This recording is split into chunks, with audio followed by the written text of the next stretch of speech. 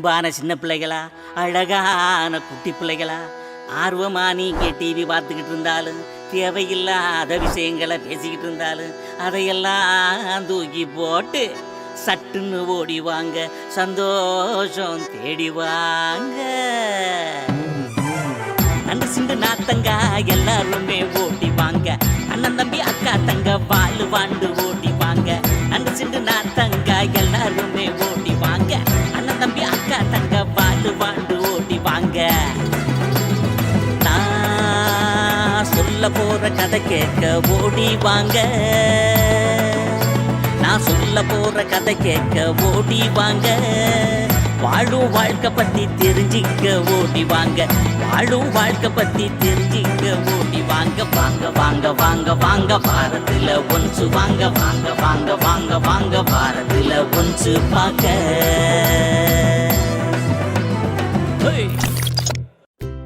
இந்த ஸ்டார்ஸ்லாம் அவ்வளோ பிரைட்டாக இருக்குல்ல, இதை பார்க்கும்போது எனக்கு ரைம்ஸ் தான் ஞாபகம் வருது. என்ன ரைம்ஸ் அது? Twinkle, twinkle, little star, how I wonder what you are, up above the world so high, like a diamond in the sky. இன்னைக்கு கூட நம்ம இந்த ஸ்டாரை பற்றி தான் பார்க்க போகிறோம். சரி மிஸ்டர் பல்ப், நீங்கள் ஸ்டார் பார்த்துருக்கீங்கல்ல, அது எப்படி இருக்கும்? ஸ்டார் மாதிரி இருக்கும். போடாதீங்க மிஸ்டர் பல்ப். சரி சரி சொல்கிறேன். ஸ்டார் நல்லா ஷைனிங்காக இருக்கும், குட்டியாக இருக்கும், வானத்தில் அழகாக தொங்கிக்கிட்டு இருக்கும். ஓகே மிஸ்டர் பல்ப், ஆனால் ஸ்டார் ஷைனே ஆகாது அப்படின்ற விஷயம் உங்களுக்கு தெரியுமா? அது மட்டும் இல்லாமல் ஸ்டார் குட்டியாக இருக்கும்னு உங்களுக்கு யார் சொன்னா? ஸ்டார் சன்னை விட பெருசாக இருக்கும். அது மட்டும் இல்லாமல் சன்னே ஒரு ஸ்டார் தான். என்னது நீங்கள் ஏதோ புதுசாக சொல்கிறீங்க, இது வரைக்கும் கேள்விப்பட்டதே இல்லையே இதெல்லாம் நான். ஆமாம் மிஸ்டர் பல்ப், இதுதான் உண்மை. சரி மிஸ்டர் பல்ப், இதை தவிர உங்களுக்கு வேறு ஏதாவது ஸ்டார் தெரியுமா? தெரியுமே, அது சூப்பர் ஸ்டாரு.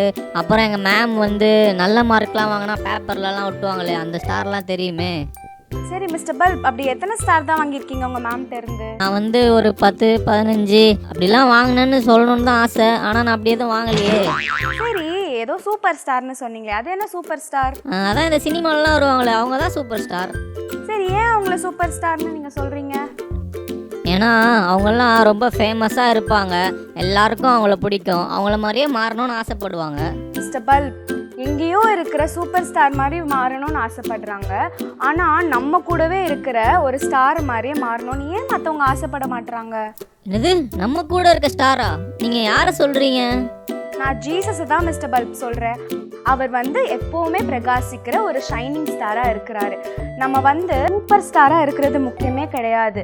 நம்ம ஒரு ஷைனிங் ஸ்டாராக ஏசப்பாவோடைய கேரக்டரை நம்ம ஷைன் பண்ணும் பொழுது மற்றவங்க நம்மளை பார்த்து நம்மளை மாதிரியே ஆகணும்னு ஆசைப்படுவாங்க. அப்படி ஆசைப்படும் போது ஆட்டோமேட்டிக்காக அவங்க என்ன பண்ணுவாங்க, ஏசப்பாவோடைய கேரக்டரை பிரதிபலிப்பாங்க. இந்த மாதிரி நம்ம ஒரு ஷைனிங் ஸ்டாராக ஆகணும் அப்படிங்கிறது தான் ஜீசஸோட ஆசையும் கூட. இன்னைக்கு கூட இந்த ஷைனிங் ஸ்டார் பற்றி தான் நம்ம எபிசோடில் பார்க்க போகிறோம். Wow, super! இவ்வளோ நாளாக இது எனக்கு தெரியாமல் போச்சு. இன்னைக்கு நீங்கள் சொன்னதுலேருந்து நிறைய விஷயத்த நான் கற்றுக்கிட்டேன். ஆமாம் மிஸ்டர் பல்ப், இப்போ கூட நம்ம எல்லாரும் சேர்ந்து எபிசோட்ல போய் நம்மளும் எப்படி ஒரு ஷைனிங் ஸ்டாராக இருக்கணுன்றதை பார்க்கலாமா? ஹலோ ஃப்ரெண்ட்ஸ், எல்லோரும் எப்படி இருக்கிறீங்க?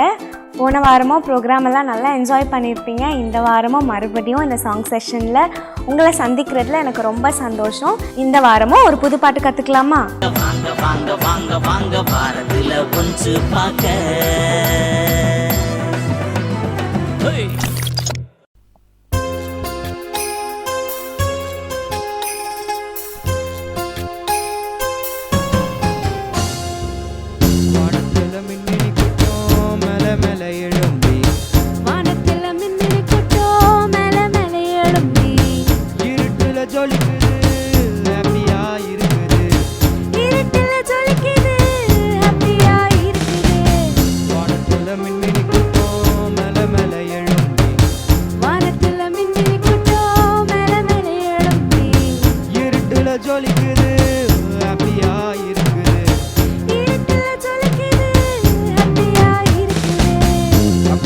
பார்க்காம வெட்கம் துக்கம் இல்லாம அக்கம் பக்கம் பார்க்காம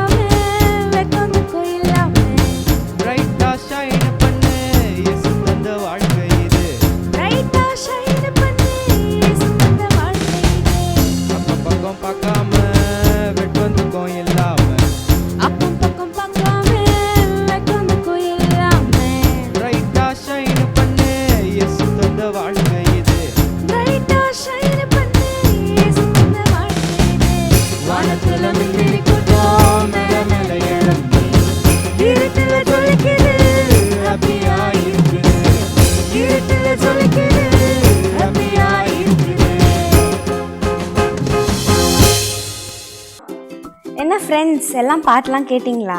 எல்லாருக்கும் பிடிச்சிருந்துச்சா? இந்த பாட்டில் விண்மினி கூட்டம் அப்படின்னு ஏதோ சொல்லியிருக்கிறாங்கல்ல. விண்மினி கூட்டம்னா என்ன தெரியுமா உங்களுக்கு? நட்சத்திரத்தை தான் அப்படி சொல்லியிருக்கிறாங்க. இந்த நட்சத்திரம் எப்படி அழகாக மேலே ஏறி ஏறி எழும்பி அழகாக மின்னுதோ அதே மாதிரி நம்மளும் ஏசப்பாக்காக ஒரு ஷைனிங் ஸ்டாராக இருக்கணும்.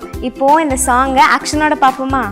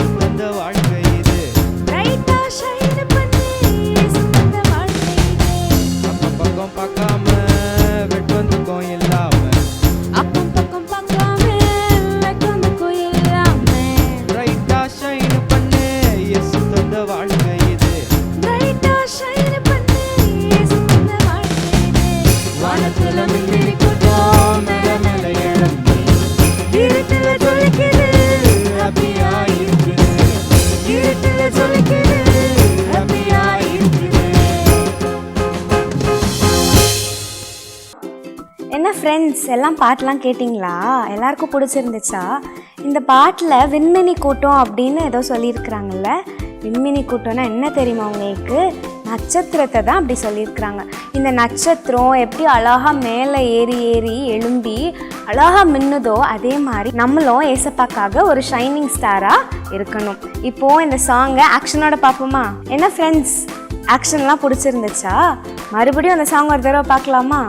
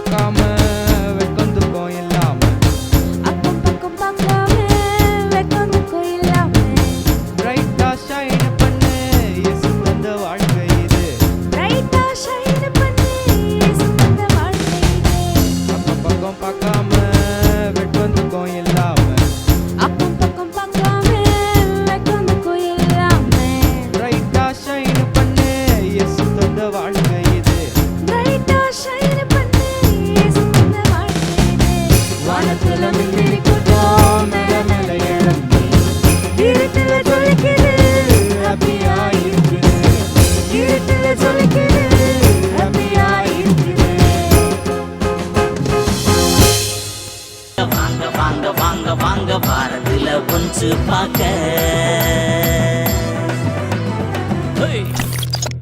ஹாய் ஃப்ரெண்ட்ஸ், இன்றைக்கும் நம்ம ஷைனிங்கை பற்றி பார்த்துட்ருக்கோம்ல. இந்த ஷைனிங்கை பற்றி பைபிளில் ஒரு வசனம் போட்டிருக்கு. அது என்னன்னு இன்றைக்கி நம்ம பார்க்கலாமா? சரி, நான் சொல்கிறேன், என் கூட சேர்ந்து சொல்லுங்கள். எலும்பி பிரகாசி, உன் ஒளி வந்தது, கர்த்தருடைய மகிமை உன் மேல் உதித்தது. ஏசாயா 60:1. இந்த வசனம் என்ன சொல்லுது? ஸ்டார் எப்படி ஷைன் பண்ணும் அது மாதிரி நாமளும் ஏசப்பாக்காக ஷைன் பண்ணோன்னு சொல்லுது. எல்லாம் பண்ணுவீங்களா? Okay, super. இன்னொரு வாட்டி என் கூட இந்த வசனத்தை சொல்கிறீங்களா? நான் சொல்கிறேன், என் கூட சொல்லுங்க. எலும்பி பிரகாசி, உன் ஒளி வந்தது, கர்த்தருடைய மகிமை உன்மேல் உதித்தது. ஏசாயா 60:1. சூப்பராக சொல்லிட்டீங்க. ஸ்டார் எப்படி ஷைன் பண்ணுதோ அதே போல நாமளும் ஏசப்பாக்காக ஷைன் பண்ணுவோம். ஓகேவா? பாய். வாங்க வாங்க வாங்க வாங்க வாரத்துல ஒன்று பார்க்க.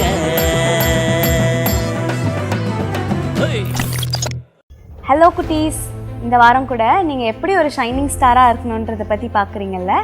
இப்போ கூட ஏசப்பாக்காக ஷைன் பண்ண ஒரு அண்ணனை பற்றி தான் நம்ம பார்க்க போகிறோம். அவங்க தான் டேவிட் லிவிங்ஸ்டன்.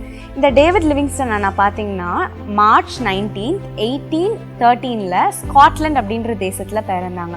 இவங்களோட ஃபேமிலி பார்த்திங்கன்னா ரொம்ப கஷ்டப்படுற ஃபேமிலி தான். பாவர்ட்டியில் தான் இந்த அண்ணன் பிறந்தாங்க. இந்த அண்ணனுடைய லைஃப்பில் அடிப்படை தேவைக்கு கூட ரொம்ப கஷ்டப்பட்டாங்க. தன்னுடைய படிப்புக்கு கூட காசு ஸ்பெண்ட் பண்ண முடியாத ஒரு சூழ்நிலை. இவங்க கூட மொத்தம் பிறந்தவங்க 7 பேர். இவங்க அம்மா, அப்பா, அப்புறம் இந்த 7 பேர் ஒரு காட்டன் ஃபேக்ட்ரிக்கு மேலே இருக்கிற ஒரு பில்டிங்கில் இருக்கிற ஒரு சிங்கிள் ரூமில் தான் வாழ்ந்தாங்க. நமக்கெலாம் நிறைய பேருக்கு தனித்தனி ரூம் இருக்குல்ல, ஆனால் இவங்க எல்லாரும் கஷ்டத்தினால ஒரே ரூமில் சாப்பிட்றதும் அந்த ரூம் தான், படுக்கிறதும் அந்த ரூம் தான். ரொம்ப கஷ்டமாக இருந்திருக்கோம்ல. அப்படிப்பட்ட ஒரே சிங்கிள் ரூமில் தான் இந்த அண்ணன் ஃபேமிலி வந்துட்டு வாழ்ந்துட்டு வந்தாங்க. இந்த அண்ணனுக்கு 10 வயசாக இருக்கும் போது என்ன நடக்குதுன்னு பார்த்தீங்கன்னா, காட்டன் மில்லில் வேலை செய்கிற ஒரு சூழ்நிலை வருது. குடும்பத்தில் ரொம்ப கஷ்டம்னு நான் சொன்னேன்ல, அதனால இந்த காட்டன் மில்லில் போய் இந்த அண்ணா 10 வயசுலேயே போய் வேலை செஞ்சாங்க. நம்மலாம் 10 வயசில் விளையாடிட்டு இருப்போம்ல, விளையாடுற வயசில் கூட அந்த அண்ணன் என்ன பண்ணாங்க, கஷ்டப்பட்டு உழைச்சாங்க. இந்த காட்டன் மில்லில் போய் அவங்களுக்கு வர சம்பளத்தை கொஞ்சம் கொஞ்சமாக சேர்த்து வச்சு அந்த அண்ணனுடைய ஸ்டடீஸ்க்காக அவங்க ஸ்பெண்ட் பண்ணாங்க. அவங்களுடைய எஜுகேஷனுக்கு அவங்களே பே பண்ணிக்கிட்டாங்க. இப்படி அவங்க கொஞ்சம் கொஞ்சமாக சேர்த்து வச்சு படித்து இந்த அண்ணன் ஒரு டாக்டராக ஆகுறாங்க. இஷ்டத்தை பற்றி கவலைப்படாமல் அந்த அண்ணா என்ன பண்ணுறாங்க, ஒரு டாக்டர் ஆகுறாங்க. இப்போது இந்த அண்ணன் பார்த்திங்கன்னா டாக்டர் ஆகி நல்ல ஒரு ஃபேமிலியில் செட்டில் ஆகுறாங்க. அவங்களுக்கு கல்யாணம் ஆகுது, அவங்களுக்கு பிள்ளைங்கள்லாம் பிறக்கிறாங்க. அவங்க ஃபேமிலியோட ஜாலியாக இருக்கிறாங்க. இந்த அண்ணனை பார்த்திங்கன்னா சின்ன வயசுலேருந்து ஒரு நல்ல கிறிஸ்டியன் பேக்ரவுண்டில் தான் வளர்ந்தாங்க. இந்த லிவிங்ஸ்டன் அண்ணனுடைய அப்பா பார்த்திங்கன்னா ஏசப்பா பற்றி சின்ன வயசுலேயே இந்த அண்ணனுக்கு சொல்லி வளர்த்தாங்க. அதனால ஏசப்பான்னா இந்த டேவிட் அண்ணனுக்கு ரொம்ப பிடிக்கும். அது மட்டும் இல்லாமல் அந்த அண்ணனுக்கு மிஷினரிஸ் பற்றி சொன்னாங்க. போன மாதம் கூட மிஷினரினா யாருன்னு நான் சொன்னேன்ல, இப்படி மிஷினரி ஆகணும் அப்படிங்கிற ஆசை இந்த லிவிங்ஸ்டன் அண்ணனுக்கு வந்துச்சு. அவங்க அப்பா சின்ன வயசுலேருந்து அடிக்கடி சொல்ல இந்த அண்ணனுக்கு ஆசை பெருகிட்டே போச்சு. நிச்சயமாக நம்ம வளர்ந்தோன்னா ஒரு மிஷினரியாக ஆகணும், ஏசப்பாக்காக தெரியாத ஒரு இடத்துக்கு போய் ஊழியம் செய்யணும் அப்படின்னு சொல்லிட்டு ஒரு ஆசை அவங்க மனசில் இருந்துகிட்டே இருந்துச்சு. இப்படி வளர்ந்து உங்களுக்கு பிள்ளைங்களாம் பிறந்த உடனே அவங்களுடைய லைஃப்பை வந்து ஜாலியாக அவங்க வந்து ஸ்பெண்ட் பண்ணுறாங்க. ஃபேமிலியோட டைம் ஸ்பெண்ட் பண்ணும்போது அவங்களுக்கு ஞாபகம் வருது என்னது, இந்த மாதிரி நம்ம ஒரு மிஷினரி ஆகணும் அப்படிங்கிற ஆசை நமக்கு இருந்துச்சு அப்படிங்கிறது அந்த அண்ணனுக்கு ஞாபகம் வருது. இப்படி இருக்கும்போது என்ன நடக்குது அப்படின்னா, அந்த அண்ணன் வந்து ஜெபம் பண்ணுறாங்க. ஏசப்பா, நான் வந்து மிஷினரியாக ஆகணும்னு ஆசை, ஆனால் நான் எந்த இடத்துக்கு போகணுன்னு நீங்கள் வந்து எனக்கு வெளிப்படுத்துங்க, நீங்கள் எனக்கு சொல்லுங்கள் அப்படின்னு சொல்லிட்டு இந்த டேவிட் லிவிங்ஸ்டன் அண்ணா வந்து ஏசப்பாக்கிட்ட ஜெபம் பண்ணும்போது இந்த லிவிங்ஸ்டன் அண்ணாக்கு ஒரு ஞாபகம் வருது. என்னென்னா, ஆஃப்ரிக்கா அப்படின்னு சொல்லிட்டு ஒரு கண்ட்ரி உங்கள் எல்லாருக்கும் தெரியும்ல, அந்த கண்ட்ரியை பற்றி இன்னொரு அண்ணன் வந்து டேவிட் லிவிங்ஸ்டன் அண்ணனுக்கு சொல்லியிருக்கிறாங்க. அதாவது இந்த ஆஃப்ரிக்கா கண்ட்ரி வந்து ரொம்ப மோசமான கண்ட்ரி. அங்கே பார்த்திங்கன்னா எல்லாருமே வந்துட்டு சிக்காக இருப்பாங்க. அங்கே ஒரு அடிப்படை ஃபெசிலிட்டிஸ் கூட அவங்களுக்கு இல்லாமல் ரொம்ப கஷ்டப்படுவாங்க. ரொம்ப அந்த மக்கள்லாம் வந்து ரொம்ப ரூடாக இருப்பாங்க. மனுஷங்களை வந்து சாப்பிடக்கூடிய மக்கள் வந்து அந்த இடத்துல இருக்கிறாங்க அப்படிங்கிற விஷயத்தெல்லாம் அவங்க சொல்லி கேள்விப்பட்டிருக்கிறாங்க. திடீர்னு இந்த டேவிட் லிவிங்ஸ்டன் அண்ணனுக்கு அந்த ஆஃப்ரிக்காவுக்கு போய் ஊழியம் செய்யணும் அப்படின்னு சொல்லிட்டு ரொம்ப ஆசை வந்துருச்சு. அந்த அண்ணன் வந்து ரொம்ப வந்து என்துவாகி மற்றவங்கள்ட்ட போய் சொல்கிறாங்க, இந்த மாதிரி நான் என்ன பண்ண போகிறேன், நான் வந்து முடிவு பண்ணிட்டேன், இந்த ஆஃப்ரிக்காவுக்கு தான் நான் போய் ஏசப்பா பற்றி சொல்ல போகிறேன். ஆஃப்ரிக்காவில் ஏசப்பானா நிறைய பேருக்கு யாருன்னே தெரியாது. ஸோ இப்படி ஒரு இடத்துக்கு தான் நான் போய் ஊழியம் செய்ய போகிறேன்னு சொல்லும் பொழுது அங்கே இருக்கிறவங்களாம் என்ன சொல்கிறாங்க, அவங்க கூட இருக்கிறவங்க, என்னது நீ ஆஃப்ரிக்கா போறியா, வேறு இடமே உனக்கு கிடைக்கலையா, அங்கே போயும் அங்கே போகிற அப்படின்னு சொல்கிறாங்க. அங்கே வந்து அடிப்படை தேவை கூட இருக்காது, அதுவும் ஃபேமிலி இருக்குது, அவங்களெல்லாம் வச்சுட்டு நீ எப்படி அங்கே சமாளிப்ப, அங்கெல்லாம் வாழ முடியாது, அங்கே மனுஷங்களை சாப்பிட்றவங்களாம் இருக்கிறாங்க, நீ எல்லாம் அங்கே போய் இருந்துக்க மாட்ட, நீ வந்து என்ன பண்ண மிஷினரியாக போ, ஆனால் வேற ஒரு இடத்துக்கு போ, ஆஃப்ரிக்காவுக்கு வேண்டாம் அப்படின்னு சொல்கிறாங்க. ஆனால் அந்த டேவிட் அண்ணன் என்ன பண்ணல, மனசை தளரவே விடல. இல்லை, நான் என்ன பண்ணிட்டேன், முடிவு பண்ணிட்டேன், கஷ்டப்பட்டு ஏசப்பா பற்றி இந்த மக்களுக்கு சொல்லியே தீருவேன் அப்படின்னு சொல்லிட்டு அந்த அண்ணன் என்ன பண்ணுறாங்க, மனசில் முடிவு பண்ணுறாங்க. இந்த ஆஃப்ரிக்காவுக்கு போக வேண்டிய நாள் வருது. தன்னுடைய குடும்பத்தோடு அந்த அண்ணன் என்ன பண்ணுறாங்க, இந்த ஆஃப்ரிக்காவுக்கு போகிறாங்க.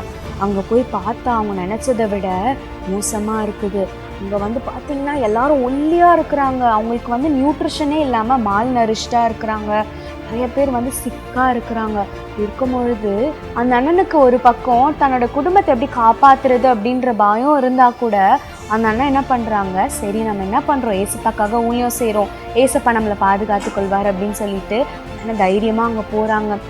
கொஞ்சம் கொஞ்சமாக ஊழியம் செஞ்சிட்ருக்கிற அந்த நேரத்தில் அவங்களால அக்செப்ட் பண்ண முடியாத ஒரு சிச்சுவேஷன் வருது. என்னன்னு பார்த்தீங்கன்னா, அவங்க குடும்பத்தில் இருக்கிற அவங்க பிள்ளைங்க எல்லாருமே வந்து ரொம்ப சிக்காகி மெலிஞ்சு போகிறாங்க. அப்படி இருக்கும் பொழுது அவங்களோட ஒரு குழந்தை என்ன பண்ணுது, இறந்து போயிடுது. இந்த டேவிட் அண்ணனால் அந்த விஷயத்தை வந்து ஏற்றுக்கொள்ள முடியல, தாங்க முடியல. தன்னோட பிள்ளை இறந்து போயிடுச்சு அப்படின்னு ரொம்ப கஷ்டப்படுறாங்க. இப்படி இருக்கும் பொழுது இந்த லிவிங்ஸ்டன் அண்ணனுடைய ஒய்ஃபும் என்ன பண்ணுறாங்க, தன்னுடைய மற்ற பிள்ளைங்க வந்து இறந்து போயிடக்கூடாது சாப்பாடு இல்லாமல் அப்படின்னு சொல்லிட்டு மறுபடியும் அவங்களுடைய நேட்டிவ் பிளேஸ் ஆகிய ஸ்காட்லாண்டுக்கே போகிறாங்க. ஆனால் அந்த டேவிடன் என்ன பண்ணுறாங்க, நானும் ஸ்காட்லாண்டுக்கே போயிடுறேன்னு சொல்லாமல் நான் வந்து சாவர வரைக்கும் என்ன பண்ணுவேன், இந்த ஆஃப்ரிக்காவிலேருந்து ஊழியம் செய்வேன்னு சொல்லிட்டு ஒரு சேலஞ்சாக இதை எடுத்து என்ன பண்ணுறாங்க, தன்னுடைய குடும்பத்தை சாக்ரிஃபைஸ் பண்ணிவிட்டு அந்த இடத்துல நின்று நிறைய ஊழியம் செய்கிறாங்க. இந்த அண்ணன் வந்து வேறு ஒரு கண்ட்ரிலேருந்து போனனால இந்த ஆஃப்ரிக்காவில் இருக்கிற மக்கள் வந்துட்டு அவங்கள அக்செப்ட் பண்ணலை. அந்த அண்ணனுக்கு வந்து ரொம்ப கஷ்டமாக இருந்துச்சு, ஏசப்பா பற்றி அவங்களால சொல்ல முடியல. இன்னொரு விஷயம், அந்த அண்ணன் வந்து டாக்டர்னு நான் சொன்னேன்ல, அதனால இந்த ஸ்காட்லாண்ட்லேருந்து அங்கே போகும்பொழுதே இந்த லிவிங்ஸ்டன் அண்ணன் என்ன பண்ணியிருக்கிறாங்க, நிறைய மெடிசின்ஸ், டேப்லெட்ஸ், ஆயின்மெண்ட்ஸ்லாம் வந்து எடுத்துகிட்டு போயிருந்தனால அங்கே இருக்கிற சிக் பேஷண்ட்ஸை வந்து அவங்க ட்ரீட் பண்ணி இந்த டேப்லெட்ஸ்லாம் கொடுத்தாங்க. அதுக்கப்புறம் அவங்களுக்கு படிப்புக்கு தேவையான வசதிகளை உண்டு பண்ணி தந்தாங்க. இப்படி இருக்கும்பொழுது அந்த ஆஃப்ரிக்காவில் இருக்கிற மக்களுக்கு வந்து இந்த அண்ணனை ரொம்ப பிடிச்சி போச்சு. இவ்வளோ ஹெல்ப் பண்ணுறாங்களே நமக்குன்னு சொல்லிட்டு அந்த அண்ணன் சொல்கிறத அவங்க காது கொடுத்து கேட்க ஆரம்பித்தாங்க. இருக்கிறவங்களுக்கு ஏசப்பா பற்றி அந்த அண்ணா சொல்கிறாங்க, ஏசப்பா நான் யார், ஏசப்பா என்ன பண்ணுவார் அப்படின்னு சொல்லும்போது இருக்கிற நிறையா பேர் ஏசப்பா பற்றி தெரிஞ்சுக்கிறாங்க, ஏசப்பாக்காக வாழணும் அப்படின்ட்டு முடிவு பண்ணுறாங்க. இந்த மாதிரி அந்த அண்ணன் நிறைய ஊழியம் செய்கிறாங்க. நிறைய பேருக்கு ஒரு ஆசீர்வாதமாக அந்த அண்ணன் இருக்கிறாங்க. அந்த அண்ணன் அங்கே ஊழியம் செய்யும் போது ரொம்ப ஜாலியாலாம் இல்லை, நிறைய பிரச்சனை வந்துச்சு. ரொம்ப சிக்கானாங்க, ரொம்ப ஒல்லியாகி போனாங்க. அது மட்டும் இல்லாமல் ஒரு நாள் என்னாச்சு, அவங்க போயிட்டுருக்கும் ஒரு மரக்கிளை உடஞ்சி அவங்க கண்ணில் விழுந்து அவங்க பிளைண்ட் ஆகிட்டாங்க. அவங்களோட ஒரு கண்ணு தெரியாமல் போயிடுச்சு. இன்னொரு தடவை ஒரு வில்லேஜ் மினிஸ்ட்ரிக்கு அவங்க போகும்பொழுது ஒரு சிங்கம் காட்டுக்குள்ளேருந்து வந்து அவங்கள வந்து கொதறி அவங்களுடைய உடம்பெல்லாம் புண்ணாகி அவங்களால நடக்க முடியாமல் ஊனமுற்றவங்களா இந்த லிவிங்ஸ்டன் அண்ணன் மாறிட்டாங்க. அதுக்கப்புறம் அந்த அண்ணனை படுக்கையில் தான் வச்சு ஊழியத்துக்கு தூக்கிட்டு போவாங்க. அவங்களால நடக்க முடியாதுன்றதுக்காக அவங்க வந்து வீட்டிலே கிடையாது. அவங்க வந்து ஏசப்பாக்காக நான் இந்த சூழ்நிலையிலையும் ஊழியம் செய்வேன்னு சொல்லிட்டு அவங்கள வந்து ஒரு பெட்டில் தான் தூக்கிட்டு போவாங்களாம். தூக்கிட்டு போய் அப்படி ஊழியம் செஞ்சவங்க தான் இந்த லிவிங்ஸ்டன் அண்ணா. இப்படி பண்ணும் பொழுது ஒரு நாள் என்ன நடக்குது, இவங்களை படுக்கையில் தூக்கிட்டு போய் ஊழியம் செஞ்சுட்டு ரொம்ப அந்த ஈவினிங் வரைக்கும் ஃபுல்லாக அவங்க ஊழியம் செஞ்சுட்டு ரொம்ப டயர்டாக வந்தாங்களா. நம்ம எங்கேயா வெளியே போயிட்டு வரும்போது டயர்டாக இருந்தால் தூங்கிடுவோம்ல. இவங்க என்ன பண்ணுறாங்க, அவங்களால முடியாட்டி கூட கஷ்டப்பட்டு அந்த இடத்துல முட்டி போட்டு ஆஃப்ரிக்கா மக்களுக்காக ஜோம் பண்ணுறாங்க. ஏசப்பா எத்தனையோ பேர் ரட்சிக்கப்படாமல் இருக்கிறாங்களே, அவங்களெல்லாம் நீங்கள் ரட்சிங்க ஏசப்பா, அவங்கெல்லாம் அவங்கள அறியட்டும் அப்படின்னு சொல்லிட்டு அந்த ஜோம் பண்ணிகிட்ருக்குற அந்த நேரத்தில் என்ன பண்ணிடுறாங்க, ரொம்ப முடியாமல் போய் வீக் ஆகி இறந்து போயிடுறாங்க. அடுத்த நாள் என்ன ஆச்சு, இந்த அண்ணனை பார்க்குறதுக்கு நிறைய பேர் வந்தாங்க. வந்து பார்த்தா நான் என்ன பண்ணுறாங்க, முட்டி போட்ட அதே பொசிஷனில் இறந்து கிடக்குறாங்க. உடனே அவங்க என்ன பண்ணுறாங்க, அவங்களுடைய பாடியை அவங்க தேசமாக இங்கிலாந்துக்கு போய் அடக்கம் பண்ணலாம் அப்படின்னு சொல்லிட்டு எடுத்துகிட்டு போகிறப்ப அங்கே இருக்கிறவங்களாம் என்ன தெரியுமா சொன்னாங்க, his body belongs to England but his heart belongs to Africa அப்படின்னு சொன்னாங்க. அதாவது அவங்களுடைய உடல் வந்துட்டு இங்கிலாண்டோடையது தான், ஆனால் அவங்களோட இருதயம் ஆஃப்ரிக்காவுடையது அப்படின்னு சொல்லிட்டு நீங்கள் அவங்க உடலை எடுத்துகிட்டு போயிடுங்க, ஆனால் அவரோட இருதயத்தை மட்டும் நீங்கள் என்ன பண்ணுங்கள் எங்கள்கிட்ட கொடுங்க அப்படின்னு சொல்கிறாங்க. கேட்ட மாதிரியே அவரோட இருதயத்தை கொடுக்குறாங்க. இப்போ வரைக்கும் அவரோட இருதயம் ஆஃப்ரிக்காவில் தான் இருக்குது. அவர் இறந்த பிறகு அவர் பேரில் ஒரு மியூசியம் கட்டுறாங்க. நிறைய ஸ்ட்ரீட்ஸ்க்கு அவருடைய நேம் தான் வைக்கிறாங்க. பார்த்தீங்கன்னா இந்த இருண்ட கண்டமாகிய ஆப்பிரிக்காவில் இந்த டேவிட் லிவிங்ஸ்டன் அண்ணன் எப்படி ஒரு ஷைனிங் ஸ்டாராக இருந்தாரோ, நம்ம கூட நம்ம சுற்றி உள்ளவங்க ஏசப்பாவை அறியாமல் இருட்டான வாழ்க்கைக்குள்ளே இருக்கிறாங்கல்ல, அது நம்ம ஃப்ரெண்ட்ஸாக இருக்கலாம், நம்ம ரிலேட்டிவ்ஸாக இருக்கலாம், நம்ம சுற்றி உள்ளவங்களாக இருக்கலாம். இப்படிப்பட்டவங்களுக்கு ஏசப்பா பற்றி சொல்லி நம்ம ஏசப்பாவுக்கு அவங்களும் ஏசப்பாக்காக ஒரு ஷைனிங் ஸ்டாராக மாற முடியும். ஓகே குட்டீஸ், மறுபடியும் வேற ஒரு ப்ரோக்ராமில் உங்களை சந்திக்கிறேன். பாய்.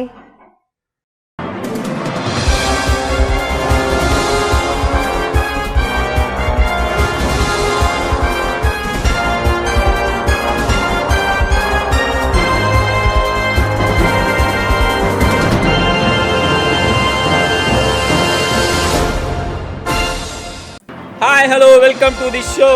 கேள்வி கேக்குது ஸ்டாரு, ஆன்சர் சொல்றது யாரு? சொல்றவங்களுக்கு கொடுப்போம் ஒரு 5 ஸ்டார். ஓகே, இந்த காம்படிஷனுக்கு வந்து கலந்துக்கிறதுக்கு நம்ம ரைட் சைடுல இருந்து வராங்க மிஸ்டர் டீம் ஏபி. தேங்க்யூ. நம்ம லெஃப்ட் சைடுல இருந்து வராங்க மிஸ்டர் டீம் சிபி. தேங்க்யூ. எனக்கு ஒரு டவுட்.